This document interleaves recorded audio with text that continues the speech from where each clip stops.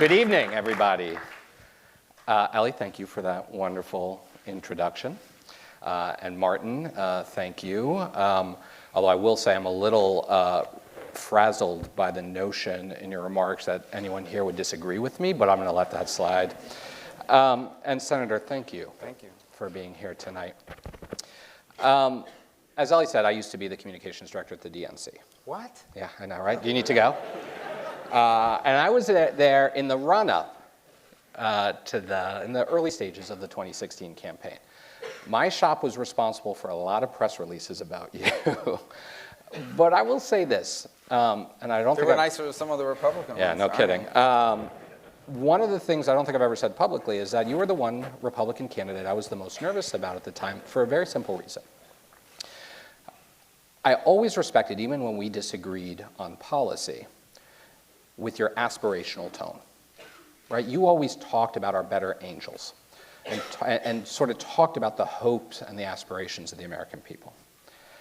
It seems today that our politics is driven more by anger than anything else. And so I want to start off, as we discuss the state of our disunion, about whether or not there even is space for aspirational politics today. That's a good question. I hope so, but that's not what works right now. It's not what's succeeding. And I think everyone has a role to play in that. I think let me just start in this particular order, not because I'm blaming them for it. I think they're more a symptom than the cause. But we forget, for example, cable news is a business. And it's a business that makes money based on ratings. The more people watch, the more you can charge for advertising. So if you do stories that are about analyzing the news and giving both points of view and just kind of informing people and allowing people to make an opinion, the ratings tank.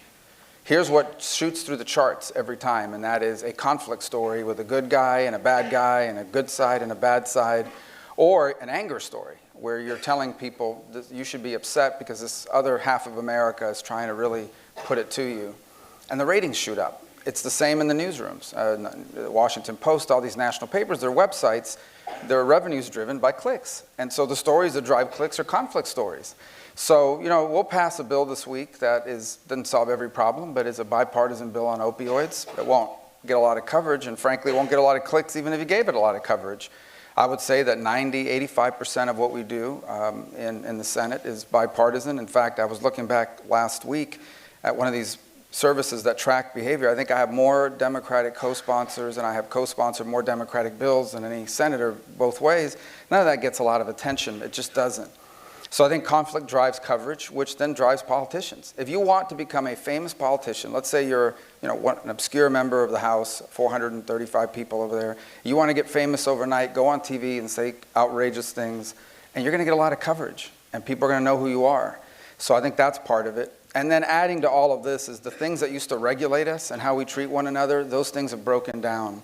So as an example, people have always disagreed on politics in this country from its very beginning. But they were members of the same PTA, or their kids played in the same schools, or they went to the same schools, played on the same teams, or they were your next door neighbor, or you're a family member or a coworker. And so those things regulated you. You knew people as more than just their political opinion.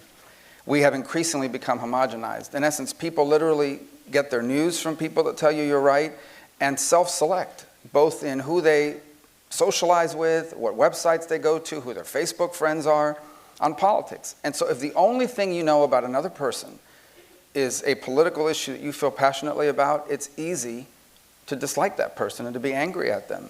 And that has become more true increasingly, to the point where we actually have enclaves developing in America. People actually are moving to places where there are more voters like them and less of the other side. I, on the other hand, I believe this is still the case. I live in a precinct in West Miami that voted for the president, surrounded by precincts that voted for Hillary Clinton. So no matter where I go, I'm going to be running into people of different points of view. So I think when you point to all that, you realize at the end of the day that one of the things that's caused it, perhaps the biggest thing that's caused it, is that the institutions that used to regulate how we treat one another, outside of government, outside of politics, have broken down or frazzled in a way that they no longer regulate how people treat each other in the political realm. And my last point, I remember not long ago, if I was in this room 10 years ago, I'd be here to convince you to care about politics. Now that's all everybody talks about. I mean, politics is everywhere. In movies and entertainment and sports, you can't turn anything on that politics hasn't crept into. So we are increasingly taking away places where we can go to get away from it and interact at a different realm. And that's added to it as well. Other than all that, I think it's going well. It's going great, yeah. You talk about these echo chambers that we all live in, and it seems like those have taken away the incentives, as you referenced, for political leaders and politicians to actually break outside of their own echo chambers. What sort of incentives can we give or can there be for political figures to listen and reach out and talk to folks from other perspectives? Well, I think in time, people like that being successful, but that's not the reason you should do it. In essence, you should try to do it, and it's not easy. This is not, by the way, about, because we throw these words around, cooperation, bipartisan, as some sort of therapeutic term to make us feel better. I'm not talking about people not disagreeing. They should. It's important. These are important issues, and there should be both sides argued. That process was created for that. I'm talking about the ability to say, here's the bottom line, okay? You're not going anywhere and I'm not going anywhere. For the rest of our lives, we're going to share this country. So we're going to have to, by force, figure out a way to work on something we can agree on or nothing, or it's going to be bad for all of us. That's not only is it common sense, it's what the system was designed to foster. And that's not happening. Eventually, we'll have to do that or we'll pay a terrible price. I do believe we'll get to that point. But I don't think it's going to be tomorrow or next week. I think we have a ways to go. But I think it just begins by more people trying to do it, understanding this. When you step out and say, all right, look, I have my principles, but I'm going to have to reach out and work with these people on the other side on some issues, your own side will pillory you for selling out, and the other side will say, we don't want you because we disagree with you on 9 other things. That's a problem right now. But eventually, that's got to get broken through, and I think it does start with leadership and setting example, both in politics and in the general and society in general. Seems to me, and feel free to disagree, but it seems to me that the fissures in our politics are kind of driven by 2 dynamics. One is a massive distrust in institutions, not just politics and government, but all institutions. And secondly, this culture war that just seems to be bubbling up and playing out in a few different areas. So I want to deconstruct a couple of these things. I'm going to try to cover as much as I can and then get to the good questions from the students. But let's start with the culture war. Maybe the most pronounced example of this we're living through right now. And that is what's going on with Judge Kavanaugh's nomination and what it means more broadly with the Me Too movement. You have come out in support of Judge Kavanaugh's nomination and came out before the allegations, Dr. Ford's allegations came to light. Tell me where you are today on this, given the 1-week delay and the 1-week investigation that Senator Flake and others were instrumental in So getting. on that one, the first point is Judge Kavanaugh, up until, 12, 14 days ago, was someone whose nomination I judged on the basis of how he viewed his role in the court. And I believe that the Supreme Court is a trier of law. That's what it is. Its job is not to decide public policy, but to decide what the Constitution says about a decision made by the political branch. Is this law constitutional or not? It may not reach the policy outcome you personally disagree with, but you're not trying a case based on facts. You're a trier of law. And I believe that the Constitution should be interpreted according to its intent and the words that are on there, because there exists a process to change the Constitution if you want to change it. But if the Constitution adapts over time, then it really becomes a meaningless document. And so that's the sort of the core argument between those who believe the Constitution is a living and breathing document and those who believe it should be interpreted according to its original intent. And that's why we've seen constitutional amendments as well, although they're probably harder than ever to get done now. And so as a jurist, I viewed him as someone that viewed it that way. When these things come out, that changes the dynamic. At that point, I have to vote based on what I know. What are the facts that are presented before us? And those facts may or may not change over the next 5 days, because there's now the FBI is interviewing people, and anytime you're out there interviewing people, it could lead to other people who have answers that you may fill in. And so ultimately, if any of these things are corroborated, I don't, the nomination is always going to be very different for everybody, not just me. But that's the process we're engaged in right now. And so far, it is based on what was before the committee and what was apparently going to be before the Senate as early as Saturday of this week. There was no corroborating evidence minus that, most people had to make, you have to make decisions on what you know. What we know may or may not change over the next 5 to 7 days, depending on how that process plays out. So if things change, either in terms of corroboration or in terms of evidence that Judge Kavanaugh was maybe less than truthful, you are open to your mind being changed on this if additional information comes Well, and up. I would imagine that that should be the way we approach everything in life. Yeah. I mean, we make decisions based on what we know, but you also have to recognize that if something you didn't know comes forward, you can't just ignore it. And I would say that's where the majority of people are in the Senate. So taking a step back from just this individual nomination battle, throughout the past couple of years, as the Me Too movement really began to take hold, in almost every instance that gained national attention, whether it was Harvey Weinstein or Bill Cosby or some of the media personalities, the general population coalesced around the accuser. And the general default position was we should take the accuser incredibly seriously, incredibly, and believe them. This seems to me, and I could be wrong, but this seems to me to be the first major case that shows a huge fissure in our, culturally, in how we look at this. You don't have people coalescing around the accuser, in this case, the way they have in some of the others. And I guess my questions are, one, why does this one feel different? And two, is the pendulum swinging in another direction? Is it beginning to? Do you feel a cultural shift in how people are looking at these questions?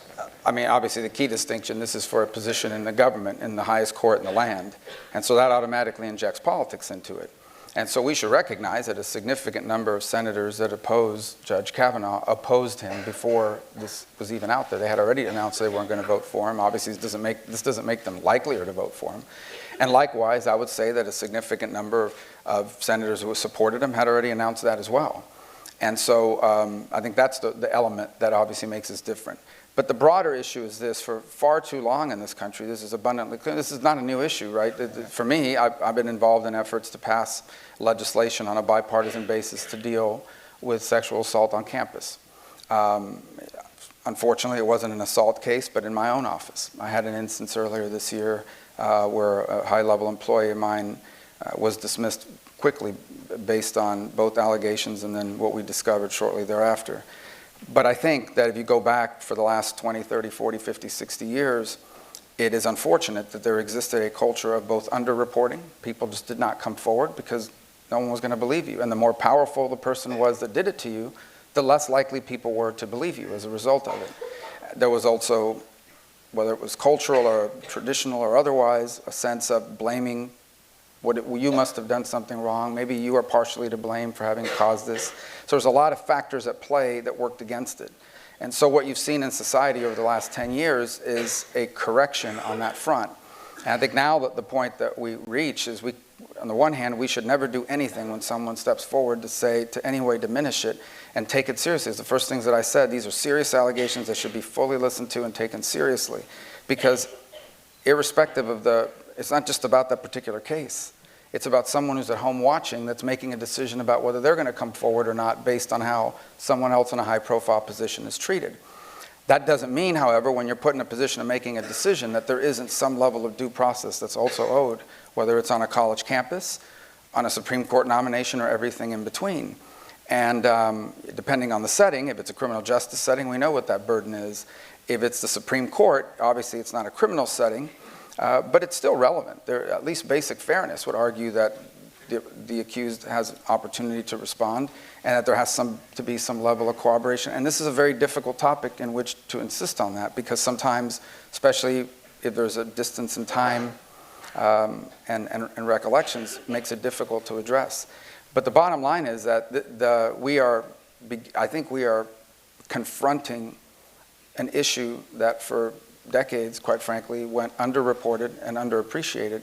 And you've seen evidence of that in just the 5 years. And they always have a similar dynamic in terms of in the workplace.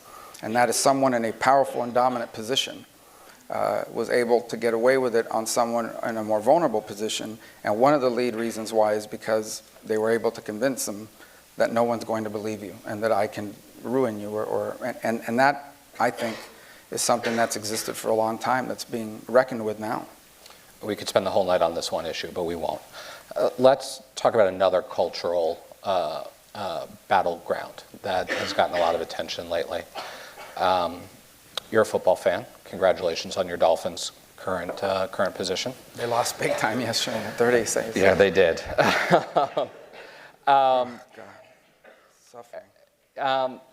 But there's a cultural battle being fought over the NFL players who are kneeling during the national anthem to protest racial injustice. And it seems to me that this is an issue where two very different positions are stoking the fire instead of looking for reconciliation. I wonder if you'd speak to that a little bit. Well, I'm not 100% sure this is the case, but I believe there's only a handful of players still doing it, and two of them are on the Miami Dolphins. And one of them I know. I mean, I don't know him well, but I know we've interacted and we've communicated. A couple weeks ago, I put out a tweet about it. He had gone to a VA center and had met with these veterans. And I tweeted basically that you don't have to agree with what he does or why he's doing it, but you cannot disagree with the fact that this Kenny Stills spends more time on his day off in the community than any player on this team, and maybe in the NFL. And as you can imagine, the reaction to that was less than positive in some circles. Oh, why are you defending him? And I think there's two separate things we have to deconstruct here. Number one is, does he have a right to do it? Now, the NFL is not a democracy. They have rules. I mean, you get fined if your socks aren't high enough, I swear. I mean, there's a uniformed police in the NFL. These guys, former players that are on the sidelines before the game, and they're writing down notes about people that are not dressed to the uniform standard. So I don't know what their contractual obligations are or what they've signed over. But as a basic premise, do you forfeit your First Amendment right to speak? Whether I agree with you or not. And I don't think you forfeit that because you're a player in the National Football League. And you don't have to agree with the message to agree with that principle. And in fact, that's the reason why we have a First Amendment, is because there's the sense that there will always be someone who disagrees with you. And so that's been my view. And I know, now obviously this all started with Colin Kaepernick. His issue is different. I still believe he has a constitutional right to speak.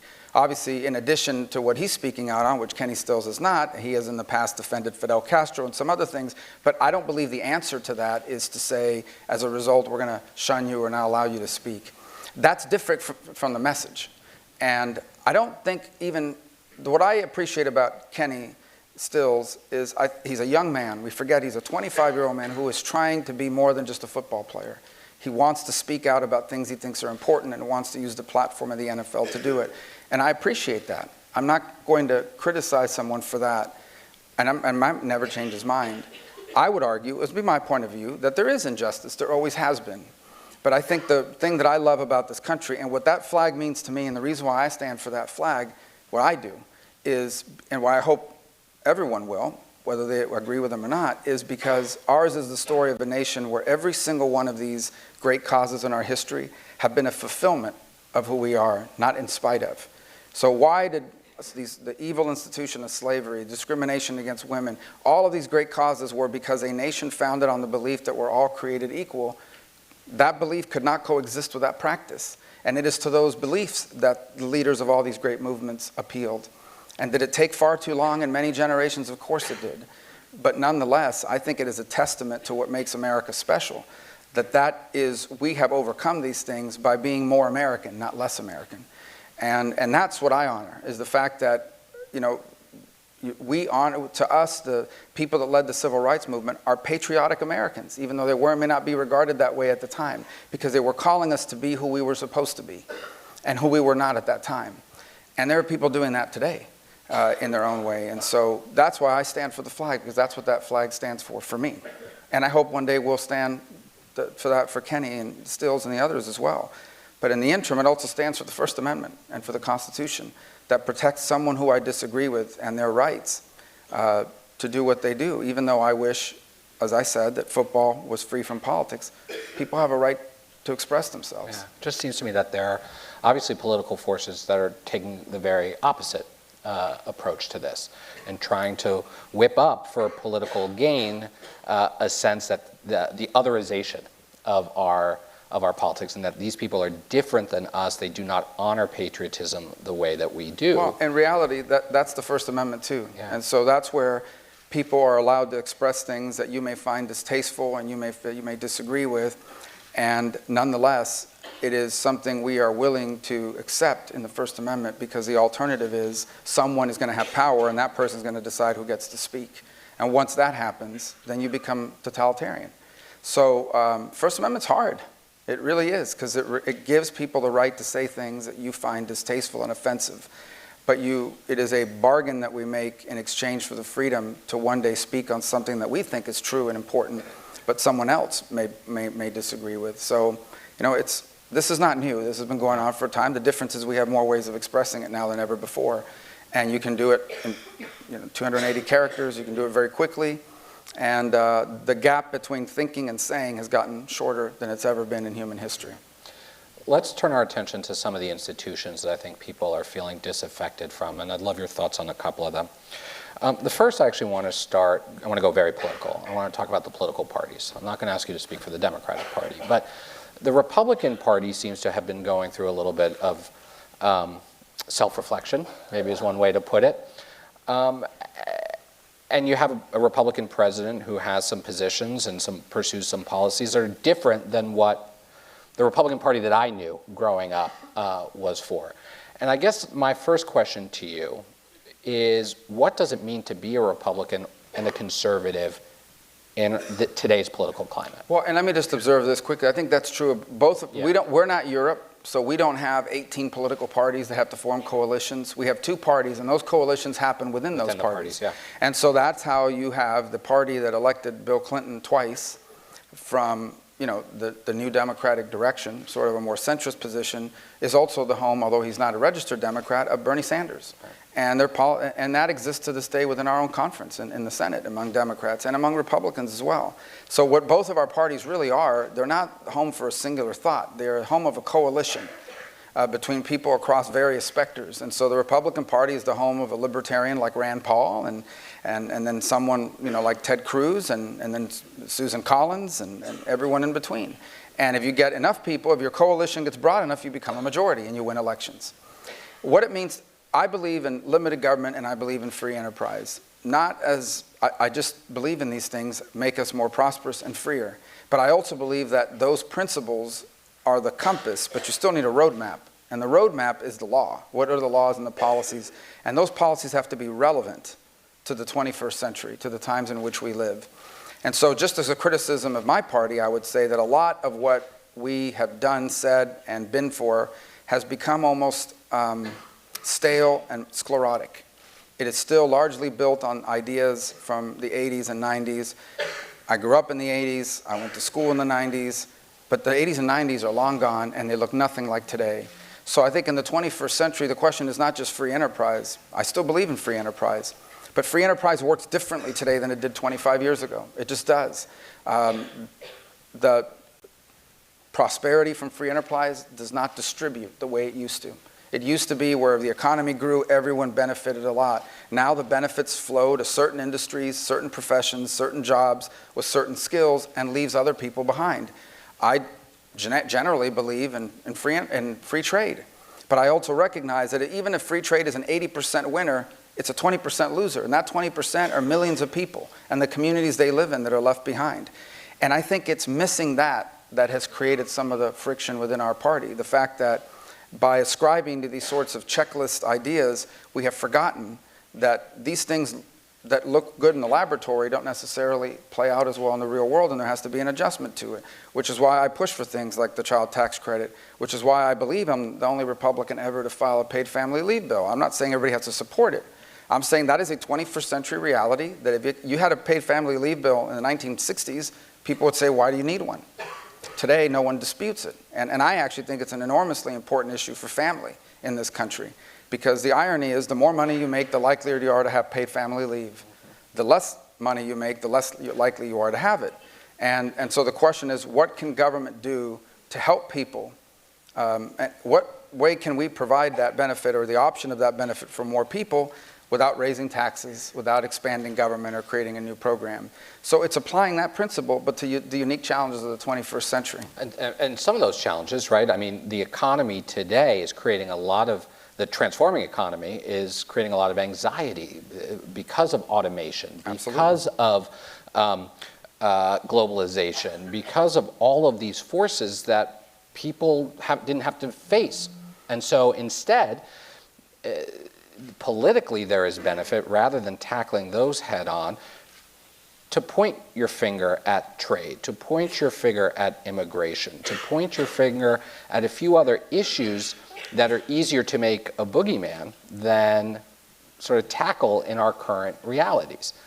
And I guess my question is, how can you and others that have to deal with these issues sort of reconcile that? How do we get past that political expediency of pointing a finger and instead move towards actually finding those tough solutions? Well, I think it begins by reminding people that these are not the worst times in the history of mankind. They're just not. And they're not even the worst times in the history of this country. 1968 was a much more difficult year than 2018 for this country.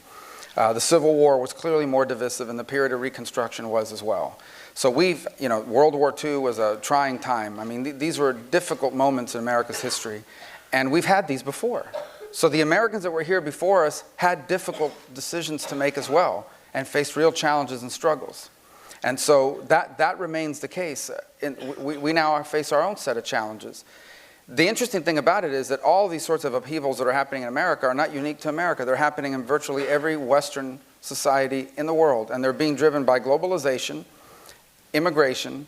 Those are the two big drivers, along with sort of a reordering of the global order that's basically been the same since the end of World War II, then a unipolar era where America was the most powerful country in the world, to now a new era we're entering into, which we have a near-peer competitor. But the system that was built after World War II is no longer works as well in this new century and these new realities. So on immigration, you're seeing it, whether it's in Europe, the United States, Canada. We're seeing it in South America with migration out of Venezuela creating friction in Peru and Ecuador. Any nation that feels as it's absorbing a lot of people from outside has throughout history reacted a certain way, combined with globalization, which has threatened industries and jobs, and so people feel lost in this new world where some people are winning big time and people like them are being left behind, traumatized by 2008 and the downturn in that market, a sense that all the institutions that are supposed to be there to buffer this, all of them are failing, every single one of them. And you begin to understand how all of this anxiety builds and manifests itself.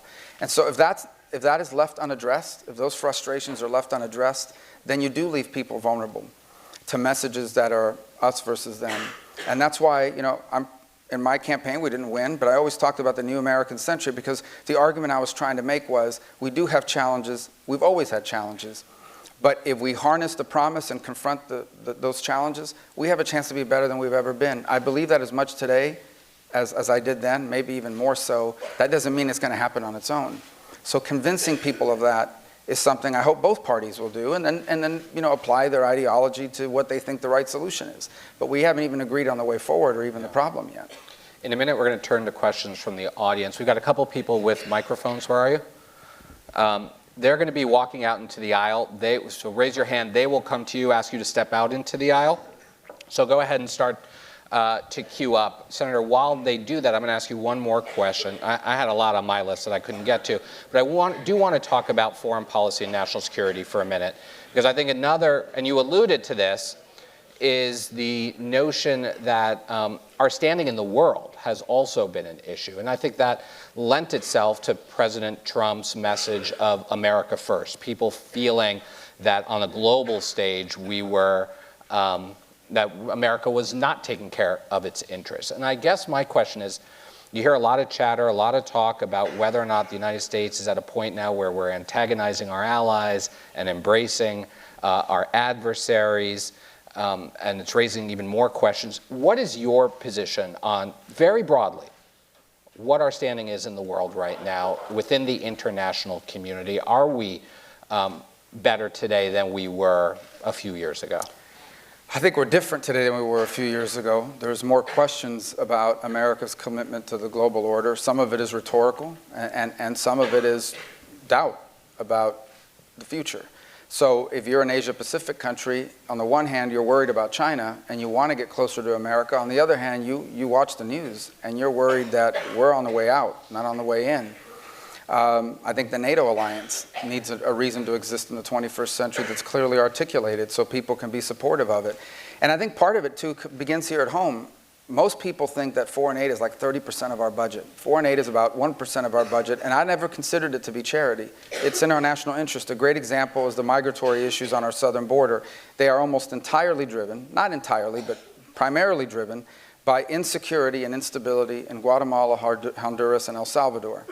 And so I believe that it is not just more humane, but it is in our national interest to help those countries to the extent that we can defeat the gangs and the drug lords that are making people insecure.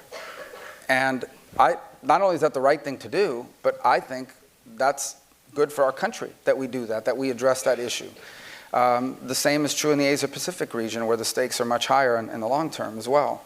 So I think part of it requires those of us who believe that the world is better when America is engaged in it to make that argument. And I view this moment in our history as a challenge. You know, for a long time we took that for granted. Everybody believes we should be involved, right?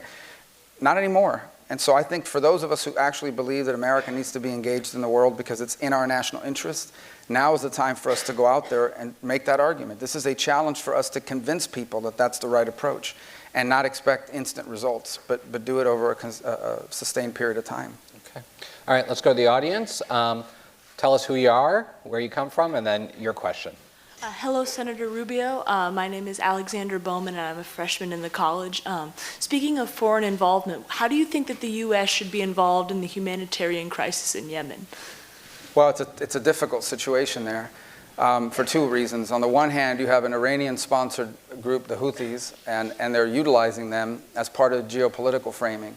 In essence, if they could get a hold of Yemen, they would have almost a chokehold on the Persian Gulf and the Strait of Hormuz. And so the Saudis are not going to let that happen, and they're targeting them. And so what has happened in the interim is that the United States stepped in, and the Saudis and that coalition were bombing. But they were doing so basically with scatter bombs. So we provided guidance munitions under the argument that if they could at least target the bad guys, they could avoid hitting the innocents. Like in any war and in any conflict, that hasn't always played out. And so I think the question before us now on that issue is how can we bring, what can we do, what is the best way to further stability in that region quickly and eliminate the things that are creating these horrifying circumstances from a humanitarian standpoint for the people that are living there.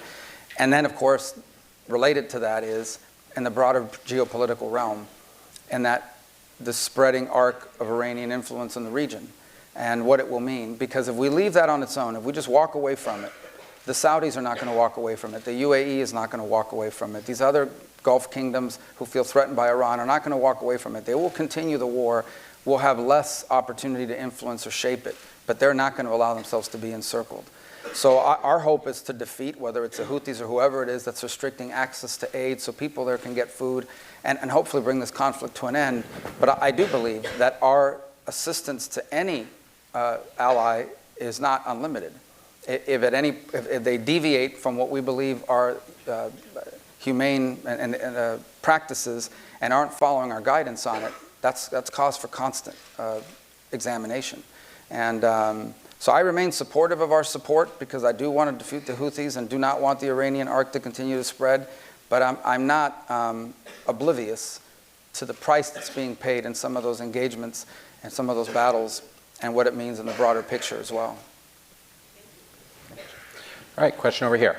Hi, I'm Daniel, and I'm from South Carolina. Senator, as a proponent of religious freedom, how do you plan on responding to what many people would see as a baseless cut in the number of refugees, many of whom are fleeing religious persecution, from 75,000 to 30,000? Well, one of the questions I've asked is what the number's based on. Right? How is that number adjusted? Because one of the things I've always said is we have immigration, and then we have being a nation that accepts refugees. And I think by and large, you can have refugees to the United States, political refugees, people fleeing oppression, people fleeing humanitarian crisis. From a public safety standpoint, the indices of both radicalization, crime, and the like are lower, frankly, than not just any other immigrant group, but in many cases, the general population. So I want us to continue to be a nation that accepts people. And so the question I have, and I'm waiting for an answer on, is what is that number based on? Why is is that number based on some science? Is there a rationale behind the number, or was it an arbitrary number that we set? And we've always had a cap and a limit. But at the same time, I would hate for us as a nation to lose our identity as a place that welcomes those who are fleeing oppression, be it religious persecution or political persecution. And in fact, if you look at the history of our country, some of the people that have enriched us the most, some of the people that end up loving America the most, are the people that know what life is like in the absence of the freedoms and the liberties that we enjoy in this nation. And so I don't think it should be an arbitrary number. I think if there's going to be a limit set in a given year, it should be based on some measurable, some rationale, not simply we want to cut it in half. So I'm troubled by it, and I've asked what the rationale is for a dramatically lower number. Okay. Back over to this side. Senator, you come from a state that's been directly impacted by Hurricane Maria and the devastation in Puerto Rico. Do you believe the U.S. government has effectively responded to that crisis? And if not, what could be done better? Well, in Puerto Rico or in the Florida one, the Irma? Both. Well, in Irma, so the answer is yes in Florida for the most part, with some problems that exist with the program in general. No on the case of Puerto Rico, and let me explain the differences. In the case of Florida, our FEMA process, the way we respond to hurricanes and natural disaster is FEMA comes in, asks the state, what do you need? The state tells you this is what we need, and they provide it. They are there to help the state. The front line is the state. The government steps in as a backdrop. That model did not work in Puerto Rico. And I knew that. I think I was there 72 hours after. I believe I was the first elected federal official that went, other than Jennifer Gonzalez, who's the resident commissioner. And I came back, and I remember the following Monday, went right to the White House, met with the vice president, and said the FEMA model is not going to work in Puerto Rico for two reasons. One, it's 1,000 miles away. So you can't just drive in a convoy of trucks to restore power like we did in Florida. Number two is the government of Puerto Rico that's supposed to be at the front line itself is a victim of the storm. They, for example, went weeks without being able to communicate with mayors of municipalities. And so I believe within a week of it, I was saying that the only institution in American government that knows how to respond logistically to a hurricane like this is the military. That is ultimately what happened 3 weeks later. I thought that decision should have been made earlier. And there was resistance from the government of Puerto Rico, too, to that, by the way. They didn't want to militarize it. But the military, the Army Corps and others, they train in providing logistical support, food, water, and energy in battlefields. They are trained for these circumstances such as this. I think we stuck with the FEMA model far too long. And the result was, at both the local level in Puerto Rico and the federal level, a response that was inadequate and that I hope we learn from. Because this won't be the last time Puerto Rico or any of our territories in the Caribbean is impacted by a hurricane. I haven't wanted to turn this into a forum asking you to respond to every presidential tweet, but I am curious what you thought. I haven't watched it today. I don't know. Well, nothing today, but I was just on a plane. I didn't see. I don't know. Is it? The recent dust up, over how many people actually perished in Puerto Rico, and what you make of that and what that says about sort of our institutional responses. Yeah. So my sense is the president felt like he was being attacked and he was responding to an attack. What's interesting about it, it's a good example of the total lack of nuance in American politics. So that study said, basically, and it's hard to argue against it, we looked at the 2 years before, 6 months, same 6 months for 2016 and 2015, and this was how many people died.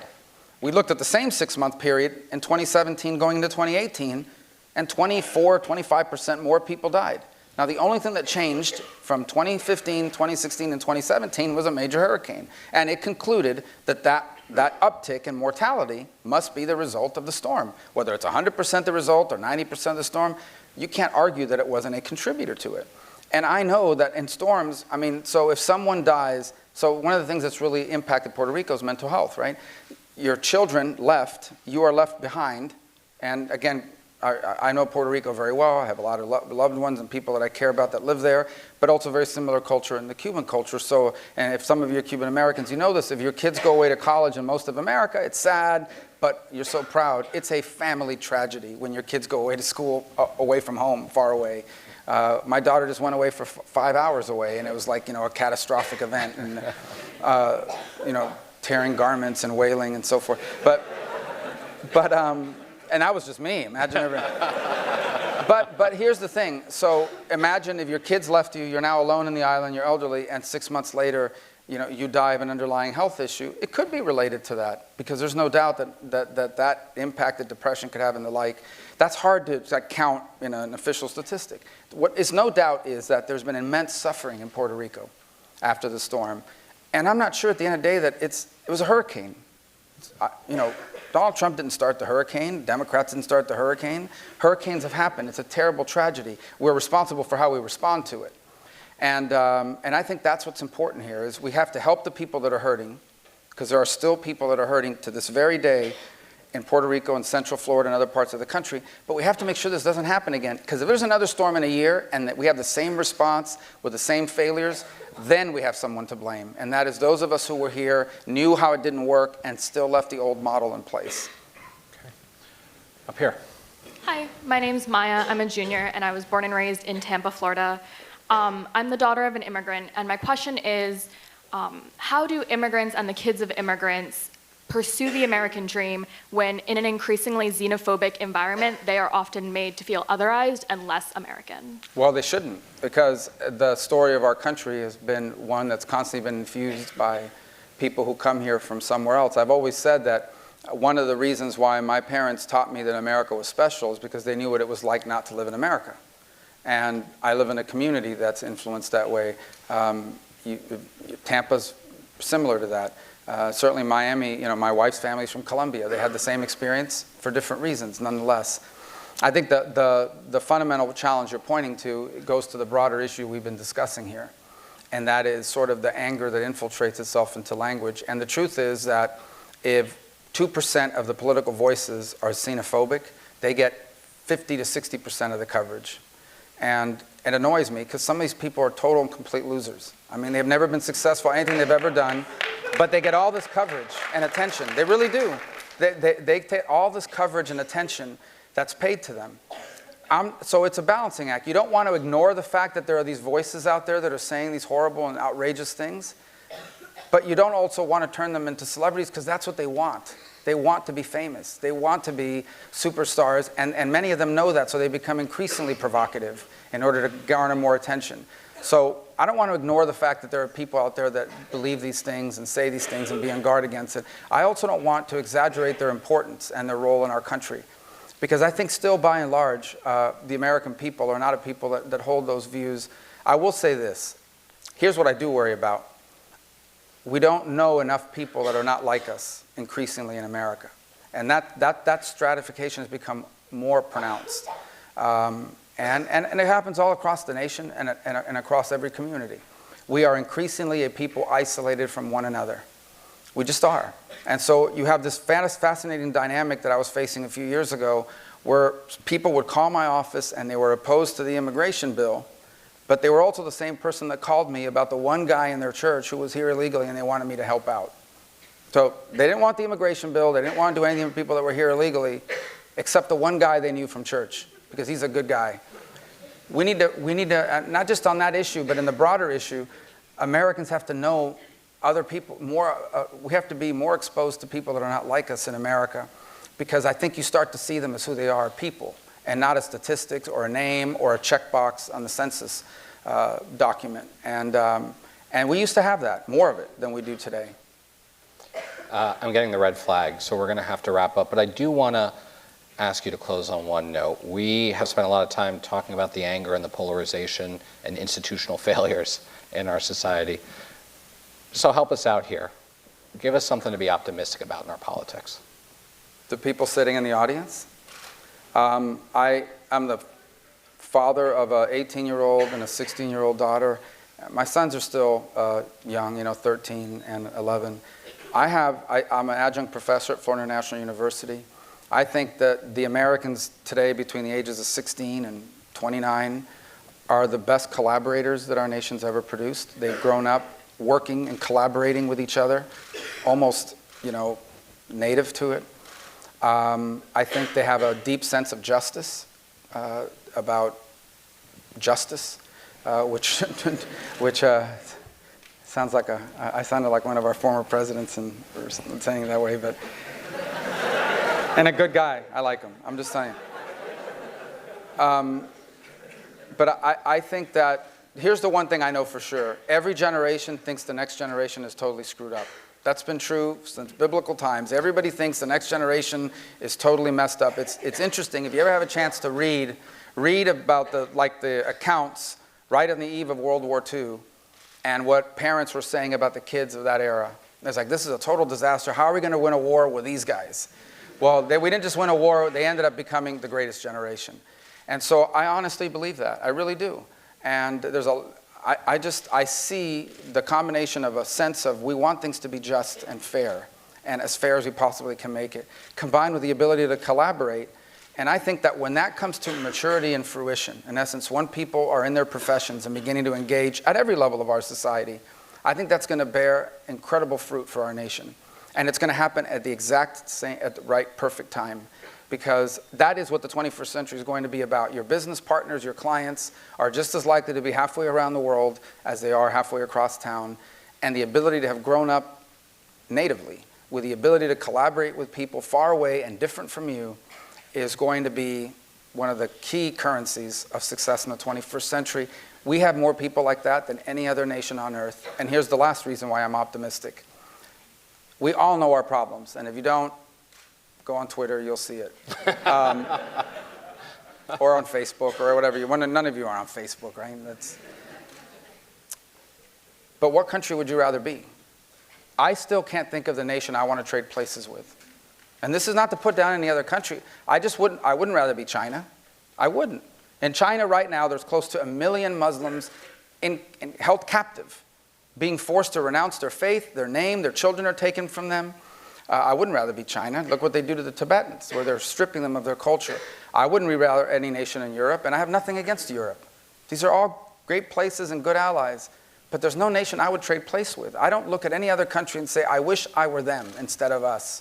And I think if you remind yourself of that and keep it that way, then we have a lot to be optimistic about. Because while we have challenges, we also have opportunities. Don't let the challenges eclipse the opportunities, because they are there and they are real. And we have a chance to make the 21st century better than the 20th century, peaceful, more prosperous, more equal. But we got to go do it. And a lot of that's going to fall on the shoulders of young men and women that are sitting here today.